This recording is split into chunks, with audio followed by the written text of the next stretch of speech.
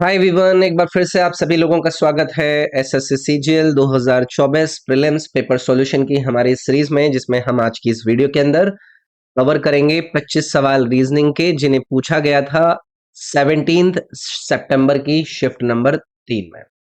Video अगर आप लोगों को फायदेमंद लगती है तो इसको आप लाइक जरूर कीजिएगा, और बाकी के जितने भी इंपॉर्टेंट लिंक हैं वो इस वीडियो के डिस्क्रिप्शन में दिए गए हैं, जैसे कि प्लेलिस्ट, रीजनिंग की प्लेलिस्ट, जीके की प्लेलिस्ट, इंग्लिश की प्लेलिस्ट और क्वांट की प्लेलिस्ट वीडियो के डिस्क्रिप्शन में मिल जाएगी। एक बार उसको भी आप लोग जरूर चेक कर लीजिएगा। चलिए आगे बढ़ते हैं। अगर कोई नया स्टूडेंट जुड़ा है तो आप मेरे इस एप्लीकेशन EDU24 को डाउनलोड करके एक्सप्लोर जरूर कीजिएगा। इसमें आपकी किसी भी वनडे एग्जाम की पूरी तैयारी कराने के लिए जो कंटेंट है वो मैंने प्रोवाइड कराया हुआ है। जैसे कि एसएससी के सभी एग्जामों के अंदर पूछे गए जीके जीएस के क्वेश्चन का कलेक्शन आपको इस कोर्स के अंदर मिल जाएगा, इंग्लिश के क्वेश्चन का कलेक्शन इस कोर्स के अंदर मिल जाएगा, और ऐसे ही आपको मैथ और रीजनिंग के भी कोर्स नजर आएंगे, जिससे आप अपनी चारों सब्जेक्ट की प्रैक्टिस को कर सकते हैं बाइलिंगुअल लैंग्वेज में। इसके अलावा ये चार इंपॉर्टेंट कोर्सेज हैं: complete English, complete math, complete reasoning, complete GK GS. इनको अगर आप ज्वाइन करके इसके अंदर जो कंटेंट मैंने प्रोवाइड कराया है वो थ्योरेटिकल कंटेंट है, जिससे आपकी A to Z पूरी तैयारी हो जाएगी। बाकी के और भी कोर्सेज अवेलेबल हैं, टेस्ट सीरीज और करंट अफेयर, स्टैटिक जीके जैसे, उन्हें भी आप एक बार ट्राई कर सकते हैं। चलिए भी पहला सवाल है, ऑड वन आउट बताना है। ये चार विकल्प दिए गए हैं, इन चार में से तीन विकल्प सेम कॉन्सेप्ट पर आधारित हैं, एक जो ऑप्शन है वो डिफरेंट कॉन्सेप्ट पर है, उसी को आप लोगों को ढूंढना है। तो चलो भाई पहला वाला ऑप्शन देखते हैं। एन दिया हुआ है, एन, पी, आर और एस। एन की पोजीशन कितनी होती है?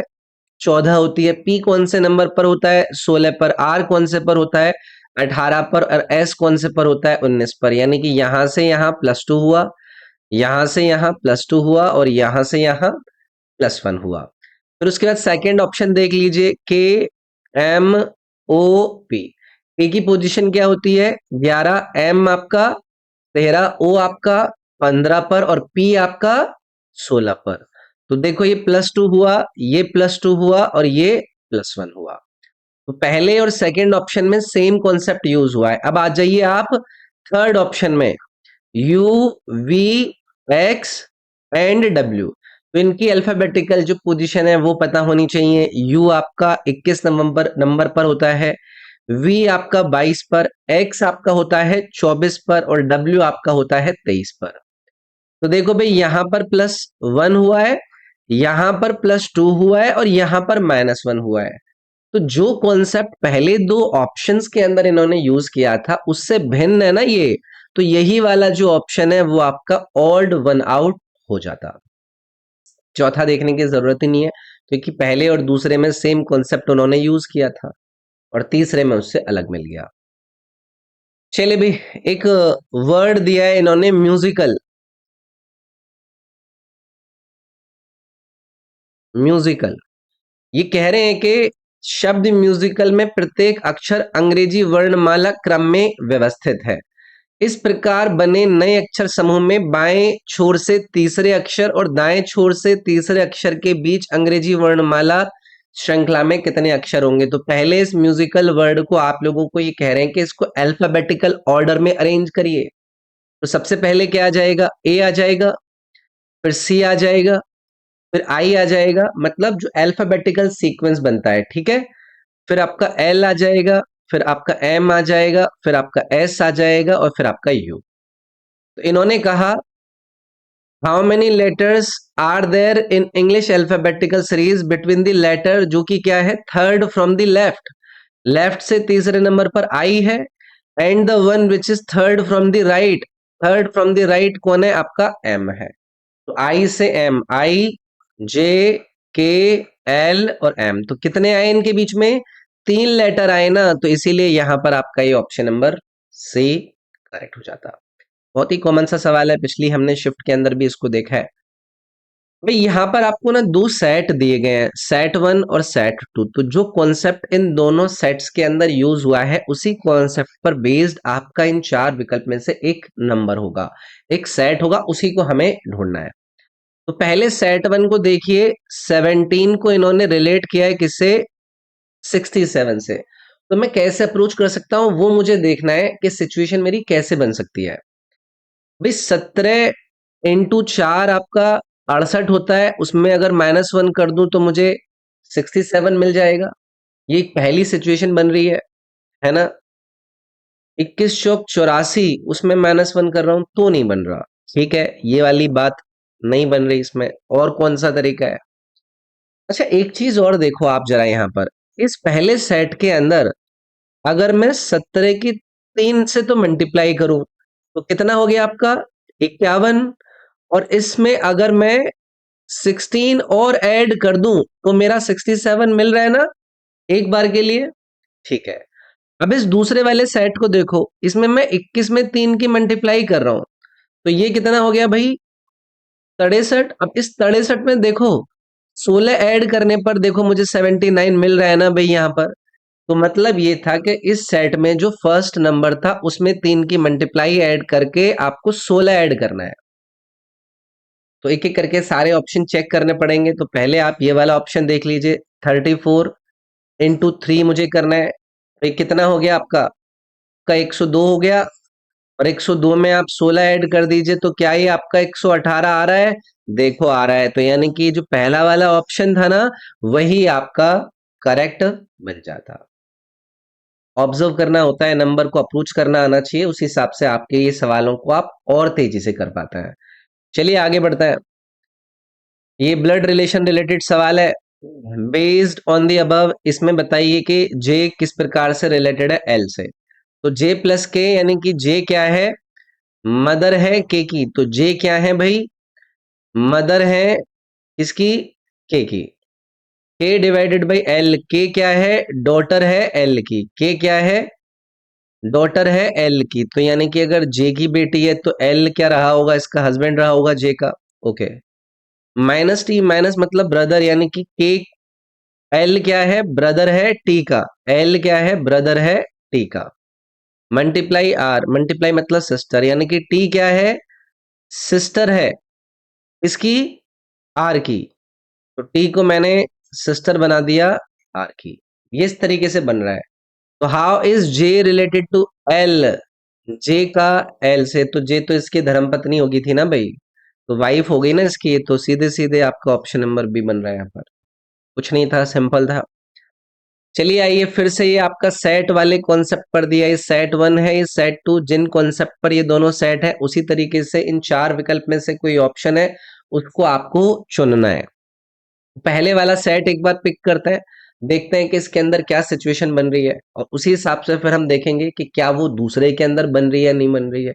एंड देन अकॉर्डिंगली हम देखेंगे। देखो बीच वाला नंबर काफी बड़ा है, तो अगर मैं 23 की 5 में मल्टीप्लाई करूं तो ये कितना बन गया, 115। और 115 को अगर दो गुना कर दो तो देखो 230 बन रहा है ना मेरा।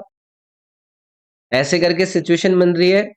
17 की 8 में मल्टीप्लाई करोगे तो ये कितना बनेगा आपका, 126। और 126 में अगर 2 की मल्टीप्लाई कर दोगे, 136 ना, 136 ना कि 126। तो ये आपका कितना बन रहा है, क्या ये इसमें मल्टीप्लाई 2 होने के बाद 272 बन रहा है? बन रहा है। अब हमें सारे ऑप्शंस को चेक करना पड़ेगा भाई।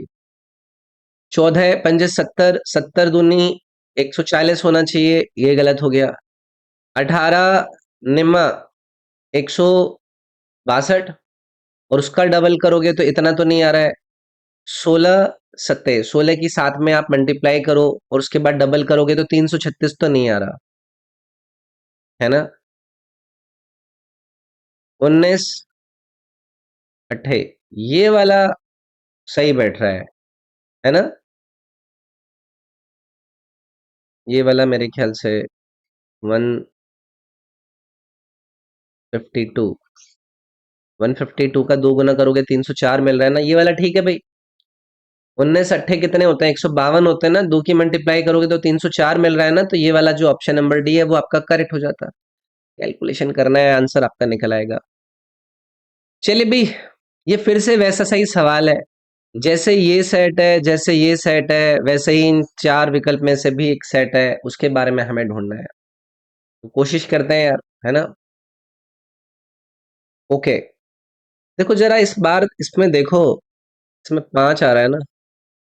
देखो पहले नंबर को और दूसरे नंबर को ऐड करो, तो 54 और 76, 8 5 13, इसको आप डिवाइडेड बाई 2 करो तो देखो 65 आ रहा है ना। यानी कि पहली संख्या और तीसरी संख्या को जोड़कर डिवाइडेड बाई 2 करने पर आपको दूसरी वाली संख्या मिल रही है। ये एक बार इसमें करके देखो, तो ये कितना है आपका 118। 118 का डिवाइडेड बाई 2 करा तो देखो 59 आया ना।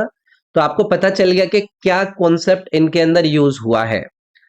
8 और 2 10, हाफ करोगे तो 57 नहीं आएगा। 7 ये भी आपका नहीं होगा। ये एक बार देख लो, 6 और 3 9, 98 डिवाइडेड बाई 2 49। ये थर्ड ऑप्शन इसमें करेक्ट हो जाएगा ना भाई, सी ऑप्शन करेक्ट हो जाता। 60 और 38 98, 98 को हाफ करोगे तो आपका उत्तर कितना आया है, 49 आया है ना। देखो सेकंड वाला नंबर, तो सी ऑप्शन इसमें करेक्ट हो जाएगा। चलिए आगे बढ़ेंगे। यार ये मिरर इमेज बताना है, और आपको पता है कि ये जो मिरर इमेज वाले सवाल होता है ये आपको होमवर्क में करने होते हैं। तो क्वेश्चन नंबर 7 का आप लोग मुझे बताइएगा कि आंसर आपका क्या आया। अगला है ऑड वन आउट बताना है। इन 4 विकल्प में से 3 विकल्प एक प्रकार से संबंधित है, एक उनमें से अलग प्रकार का है, उसके बारे में ही हमें बताना है। तो एक एक करके कोशिश करते हैं कि क्या सिचुएशन बन रही है। इसमें पहला वाला ऑप्शन पिक कर लेता है, 86 38। इसका सम करके देखो भाई, इन दोनों का सम करके देखो, है ना। 8 और 6 14, और 8 4 12, 124 है। 124 में अगर मैं 3 से डिवाइड कर दूं तो 3 चौक 12, ये तो जाएगा ही नहीं ना, ये तो जा ही नहीं रहा इसका। चलो इसको एक बार छोड़ो, इसमें कुछ सिचुएशन नजर नहीं आ रही कुछ बनती हुई। हो सकता है ये, या पता यही आंसर हो। एक बार दूसरा ऑप्शन देख लेते हैं। इसको और इसको एक बार ऐड करो भी, 8 और 1 9, 6 और 1 7, 279। इसको एक बार 3 से डिवाइड करो, 3 निम 27, 3 तिया 9, देखो 93 बन रहा है ना। यानी कि पहली संख्या और तीसरी संख्या को जोड़कर 3 से डिवाइड करके आपका ये जो दूसरी वाली संख्या है ये बन रही है। एक बार बाकियों में भी देख लो, 33 और 12 45 हो गए, 45 डिवाइडेड बाई 3 15 आ गया ना, बिल्कुल ठीक है। 52 और 56 108 हो गया, 108 डिवाइडेड बाई 3 आपका 36 हो गया ना। तो आपका ये पहला वाला ऑप्शन ही ऑड वन आउट हो जाता भाई। कभी कभी जब ऑड वन आउट ढूंढने हुआ करें और पहला ही ऑप्शन आप चेक कर रहे हो और उसमें कुछ बात नहीं बन रही है, तो उसको एक बार मत देखा करो, हो सकता है वही वाला ऑड वन आउट हो जाए। बाकी के ऑप्शन देख लिया करो, ऐसे भी ट्राई करना है, ठीक है। चलिए आगे बढ़ेंगे। एक अल्फा न्यूमेरिक सीरीज दी गई है। अब इसमें देखो भाई क्या है ना, ये जो न्यूमरिक वैल्यू है देखो हर किसी में आपकी अलग अलग है। बस यहाँ पर 74 है, यहाँ पर 74 है, तो एक बार आइडिया लग जाएगा। तो न्यूमरिक वैल्यू को पहले फॉलो कर लेते हैं। 93 से 88 आए, -5 हुआ। 88 से 83 आए, -5 हुआ। 83 से 78 हुए, -5 हुआ। फिर से इसमें -5 करो तो 73 आना चाहिए। ये ऑप्शन नंबर डी इसमें करेक्ट होता। आपको बाकी जो अल्फा बेट्स दिए गए हैं उनको देखने की जरूरत ही नहीं पड़ी, न्यूमरिक वैल्यू पैटर्न के आधार पर ही आपने आंसर निकाल लिया। चलिए आगे बढ़ेंगे। सिलोजिज्म बेस्ड सवाल है। वेन डायग्राम ड्रॉ करते हैं। Some circles are rectangles, some circles are rectangles कर दिए। Some rectangles are square, some rectangles को मैंने स्क्वायर बना दिया। All squares are triangles, all squares को मैंने ट्राइंगल बना दिया। अब एक कंक्लूजन देख लेते हैं। No circle is a triangle, no circle is a triangle. यार पॉसिबिलिटी तो है ना कि ये सर्कल आपका ट्राइंगल के साथ मिल जाए, तो कंक्लूड तो नहीं कर सकते ना हम इस बात को। Some rectangles are triangles, some rectangles are triangle, भाई ये वाला बिल्कुल ठीक है। देखो रेक्टेंगल ट्राइंगल, ये दूसरा वाला ठीक है इसमें। All rectangles are triangle, all rectangle are triangle, possibility है लेकिन कंक्लूड नहीं कर सकते। ये ऑल रेक्टेंगल्स हो सकता है अंदर चला जाए, लेकिन कंक्लूड नहीं कर सकते ना, ये बाहर वाली भी तो पॉसिबिलिटी है। तो ये भी गलत हो जाएगा, तो सिर्फ दूसरा वाला ठीक था। यानी कि जो ऑप्शन नंबर डी है ना, ये आपका करेक्ट होता है इसमें, ठीक है। चलिए भी कोडिंग डिकोडिंग रिलेटेड सवाल है। एक वर्ड दिया है ओसिस, इसको उन्होंने कैसे कोड किया है, RJTBN, इस प्रकार। तो एक बार इसी को देखते हैं कि इसके अंदर इन्होंने किस प्रकार की सिचुएशन को यूज किया है। ये आपका 15 अल्फाबेटिकल पोजीशन है। ये ए आपका पहले पर होता है, एस आपका 19 पर होता है, आई आपका 9 पर और एस आपका 19 पर। आर की पोजीशन 18, जे की पोजीशन 10, टी की पोजीशन 20, बी की पोजीशन 2 और एन की पोजीशन 14। अब यहां पर सिचुएशन को आइडेंटिफाई करो कि क्या सीक्वेंस है यूज कर रहे हैं। देखो आप एक चीज देखो, इस 15 से -1 करके ये n मिल गया मुझे, इस a से +2 करके मुझे ये b मिल गया, है कि नहीं? इस s से +1 करके मुझे ये मिल गया, इस i से +1 करके मुझे ये मिल गया, इस s से -1 करके मुझे ये मिल गया। तो ये पैटर्न है, -1 फिर +1 फिर +1 फिर +1 और फिर लास्ट में -1। ये इन्होंने यूज किया है। एक बार जो इन्होंने पूछा है उसको भी देख लेते हैं। अकर ओ की पोजीशन सबको पता है 15 है, तो 15 से मुझे क्या करना है, -1 करना है, और -1 यानी कि आपका लास्ट में जाएगा n के रूप में, जो कि 14वें नंबर पर है। तो आपका लास्ट में देखो यहाँ पर डी है, यहाँ पर डी है, तो ये दोनों मैंने एलिमिनेट कर दिए। अब यहाँ पर ये v है, यहाँ पर ये q है, यहाँ पर ये r था, r कौन से नंबर पर है, 18 नंबर पर। 18 में माइनस करूंगा तो मेरा क्या आएगा, 17 आएगा ना। और 17 नंबर पर कौन बैठता है, क्यू बैठता है। तो आपका यहां पर था पहली पोजीशन पर क्यू, ये डी ऑप्शन आपका करेक्ट हो जाता। तो सारे भी नहीं देखना होता है, ऑप्शंस के हिसाब से आप देखोगे तो और थोड़ा सा टाइम आपका बच जाएगा। अगला सवाल है, बहुत ही आसान सवाल होता है ये वाले। How many farmers are there who have all 4 assets.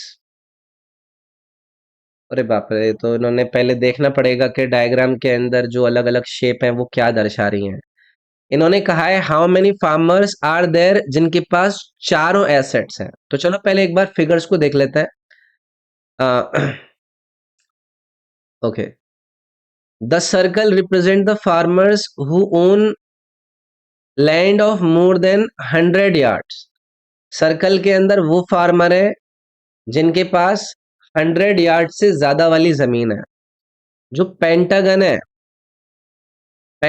है वो रिप्रेजेंट कर रहा है जिनके पास काउज है। पेंटागन वाला काउज हो गए। तो मैं अगर यहाँ पर देखूं, ये जो सर्कल है ये तो 100 एकड़ वाली बात थी, तो इस पेंटागन के अंदर ये भी आपकी काव वाली कैटेगरी होगी, है ना। हाउ मेनी फार्मर्स, अच्छा, the rhombus represent farmers who own goats. ये रोम्बस में जो है वो आपके गोट्स हैं, ठीक है। अब गोट्स हो गए। And triangle represent farmer who own tractors, ठीक है। ऑल 4 एसेट्स कहां पर नजर आ रहे हैं भाई, सर्कल के अंदर देखना है, उसमें आपका पेंटागन भी होना चाहिए, आपका रोम्बस भी होना चाहिए, ट्राइंगल होना चाहिए। तो ये जो 16 नंबर है ये वो नंबर नहीं है जो पेंटागन के अंदर भी आ रहा है, सर्कल के अंदर भी आ रहा है, रोम्बस के अंदर भी आ रहा है, ट्राइंगल के अंदर भी आ रहा है। तो यही हो जाता आपका 16 फार्मर जिनके पास सारे के सारे एसेट है। फर्स्ट ऑप्शन करेक्ट हो जाता है इसमें। तो लग रहा है ये बहुत भारी भरकम सवाल है, लेकिन चीज इन्होंने ये पूछी है कि ऑल 4 एसेट्स होने चाहिए, तो 16 ही है जिसके पास ये चारों एसेट है। जमीन भी है और गोट भी है, गाय भी है और ट्रैक्टर भी है। चलिए आगे आएंगे। ये आपका डाइस रिलेटेड सवाल है, कुछ नहीं होता है इस तरीके के सवालों में। इन्होंने पूछा है कि वर्ड जो कि हैंड के ऑपोजिट है, हैंड के ऑपोजिट।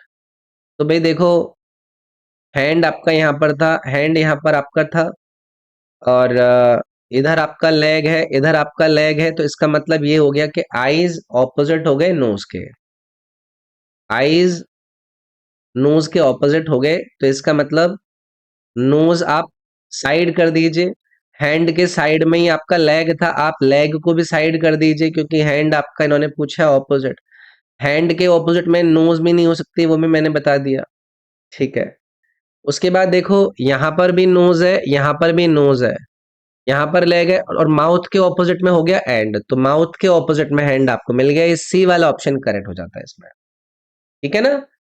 अलग अलग तरीके होते हैं डाइस को सॉल्व करने के। अब यहाँ पर देख लो, ये नोज वाला कॉमन है, लेग वाला कॉमन है, बचा हुआ हैंड माउथ के ऑपोजिट हो जाएगा, तो इसी सेकंड फिगर और थर्ड फिगर से ही आंसर निकल रहा था आपका। चलिए आगे बढ़ते हैं। ये भाई पेपर फोल्डिंग अनफोल्डिंग वाला सवाल है। इस सवाल को आप लोगों को होमवर्क में करना है। क्वेश्चन नंबर 14 में आपका आंसर कितना आया, ये option number 1, option number 2, option number 3 और ऑप्शन नंबर 4 मुझे जरूर बताइएगा।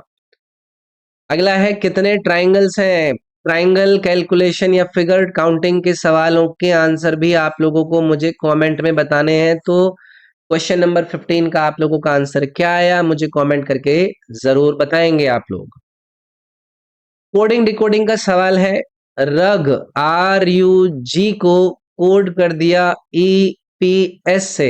अल्फाबेटिकल पोजीशन हमें पता होनी चाहिए। R आपका 18 नंबर पर होता है, U आपका 21 पर और G आपका 7 नंबर पर, E आपका 5 पर, P आपका 16 पर और S आपका 19 पर। इसमें सिचुएशन थोड़ी सी डिफरेंट है। ये 18 से -2 देखो, यहाँ पर 16 मिल गया। U से -2 देखो, यहाँ पर आपको 19 मिल गया। और यहाँ से G से आपको -2 इधर E मिल गया। इस तरीके से बनाया इन्होंने। तो कॉप को कर दो भाई। C की पोजीशन कितनी होती है, 3। 3 में -1 करोगे तो आपका कितना आएगा, 1, यानी कि 1 पर बीच में होना चाहिए A। और बीच में A आपको सिर्फ D वाले ऑप्शन में ही नजर आ रहा है, उसी से आपका आंसर निकल आता। ठीक है, चलिए आगे बढ़ेंगे। ये साइन रिप्लेसमेंट वाले सवाल हैं भाई, चलो सॉल्व करते हैं। 99 मल्टीप्लाई और डिवाइड को इंटरचेंज कर रहे हो, ये आ गया। प्लस और माइनस को इंटरचेंज कर रहे हो, 208 डिवाइडेड बाई 2 प्लस 35। इसको सॉल्व करना है यार। तो सबसे पहले डिवाइड वाला सॉल्व करेंगे हम। ऑड मास के हिसाब से सारी की सारी चीजों को देखना होगा। तो ये कितना आ गया, 104 प्लस आपका 35 है। अब आप क्या करोगे, ये मल्टीप्लाई करोगे, तो इसको मल्टीप्लाई करो भाई, इसको 100 मान लो ना, तो ये आ जाएगा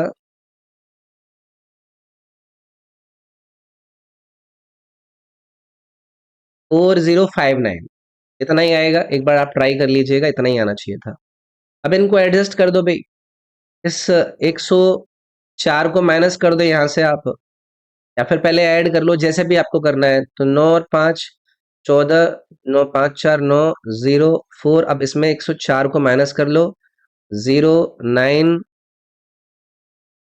9 3 3990 3990। ये ऑप्शन नंबर जो 1 है वो करेक्ट हो जाएगा इसमें। ठीक है, चले भाई, ये सीक्वेंस वाले सवाल है। इन सवालों में कुछ भी नहीं होता है। आप लोगों को होमवर्क में मैं ज्यादातर ऐसे सवालों को देता हूं, लेकिन एक बार इसको अटेम्प्ट कर लेता है। पहली फिगर से दूसरी फिगर में देखिए कि क्या बदलाव हो रहा है, क्या ट्रांजिशन हो रहा है। जो ये ओ है वो नीचे की तरफ आ गया है कि नहीं, ऐसे ही हुआ है ना। लेकिन जब आप सेकंड फिगर से थर्ड फिगर की तरफ जा रहे हो, तो ये ट्रायंगल नीचे नहीं आ रहा है, ये ट्रायंगल ऑपोजिट में चला गया है। फिर जब आप थर्ड से 4 में आ रहे हो, तो देखो ये स्क्वायर फिर से नीचे चला गया है। यानी कि जो बदलाव 2 से 3 में हुआ है वो 4 से 5 में होगा, क्योंकि 1 से 2 में जो बदलाव हुआ है वही बदलाव 3 से 4 में हुआ है। अगर मैं 4 से 5 में बदलाव करूंगा, अब जो ये वाला एरो है ये नीचे नहीं जाएगा, ये इधर कॉर्नर पर आएगा। आपका ये ऑप्शन गया और आपका ये ऑप्शन गया, क्योंकि इधर कॉर्नर पर होना चाहिए था। यहां पर देखिए, ये जो एस था, ये एस आपका, सॉरी, यहां पर जो ये आपका ओ है, ये ओ आपका कहां पर पहुंच गया, आगे इधर सेकेंड लास्ट पोजीशन पर। तो यहां पर जो ये आपका स्क्वायर है, ये इधर सेकेंड लास्ट पोजीशन पर आ रहा होगा, यानी कि इधर ये ऑप्शन नंबर ए करेक्ट हो जाता आपका। ऐसे सवाल बहुत सारे ऑलरेडी हम कर चुके हैं भाई। ये ब्लैंक्स फिल करने, इन ब्लैंक्स को फिल करने का जो आप लोगों को होमवर्क है आज, क्वेश्चन नंबर 19 का, आप लोग मुझे बताइएगा कि आंसर आपका कितना आया। इजी सवाल है। फिर से ये फिगर बेस्ड एक लॉजिकल प्लेसमेंट आप लोगों को ये पूछ रहे हैं, तो चलो इसको अप्लाई करते हैं। क्या हो रहा है भाई इसमें, ये जो एल आपका इधर पोजीशन पे था, वो कहां पर आ गया, इधर कॉर्नर में आ गया, इसका मिरर इमेज होके, है कि नहीं। और जो यहां पर के था, स्मॉल लेटर में एक आपका कैपिटल लेटर का डिफरेंट अल्फाबेट उधर कॉर्नर में आ गया, ठीक है। फिर सेम इसका हुआ, इसका एक स्मॉल रूप इधर पहुंच गया, इसका फिर मिरर इमेज आपका इधर पहुंचना पड़ेगा, यानी कि आपका कुछ इस प्रकार से ये डी इधर को ऐसे आता, तो आपका ये एलिमिनेट हो गया, ये एलिमिनेट हो गया। अब बस पहला और चौथा ऑप्शन बचे हैं आपका। तो अब यहां पर जो आपका वैल्यू है, जैसे यहाँ 7 है, उससे कोई डिफरेंट आएगा, कोई डिफरेंट वैल्यू आएगा। अब इसमें देखो ये बीच में पता नहीं क्यों दे दिया, इसमें बीच में तो कहीं पर कुछ आ ही नहीं रहा है, तो ये आपका फोर्थ वाला जो ऑप्शन है यही करेक्ट हो जाता। सिंपल। ओके, चलिए अभी एक नंबर सीरीज दी है इन्होंने, घटती हुई सीरीज है, ये क्लियरली हमें नजर आ रहा है। तो इन दोनों के बीच का डिफरेंस देखो भाई, वो 1225 है, तो 25 उधर के और 16 इधर के, तो 25 और 16 कितने हो गए, 41, यानी कि -41 हो गया यहाँ पर। इधर आइए भाई, तो ये आपका 3 और 34, 34 और 3 कितना हो गया आपका, ये -37 हो गया। इसमें देखो भाई, ये कितना हो गया, ये आपका 34 -3, ये -31 हो गया।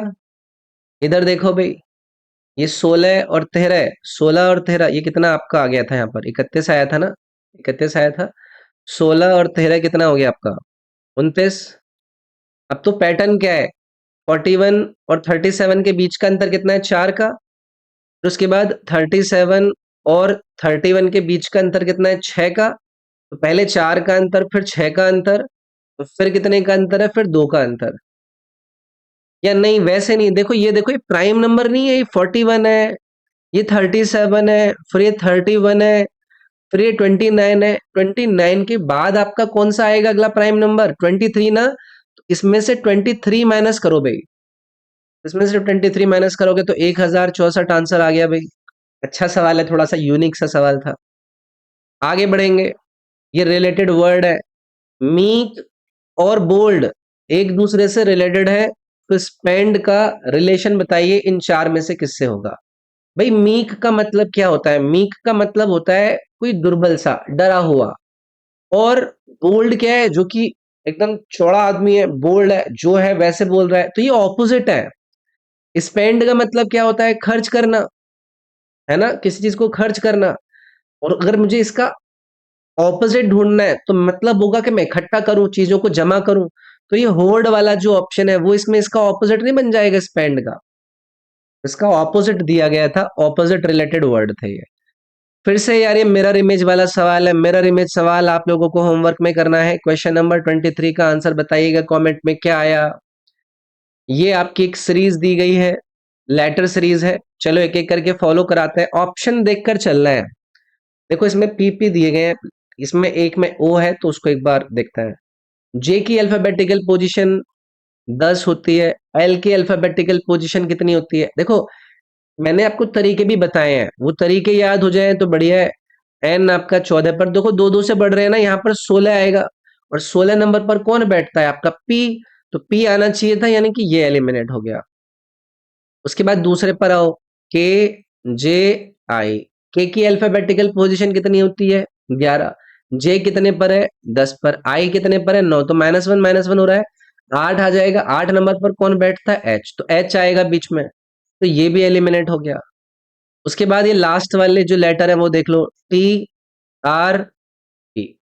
टी की अल्फाबेटिकल पोजीशन 20, आर की अल्फाबेटिकल पोजीशन 18, पी की 16, तो देखो -2 तो 14, यानी कि एन आएगा लास्ट वाला लेटर, तो ये सी ऑप्शन करेक्ट हो जाता।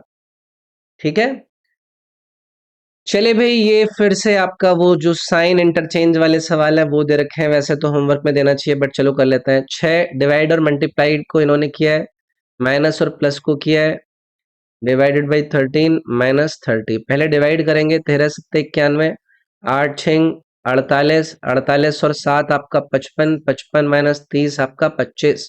ऑप्शन नंबर इसमें बी करेक्ट हो जाता है। ओके, तो ये थे आपके रीजनिंग की शिफ्ट के 25 सवाल जिनको हमने डिस्कस किया, और कुछ आपको मैंने होमवर्क में दिए। होमवर्क वाले सवालों को कमेंट करके जरूर बताइएगा।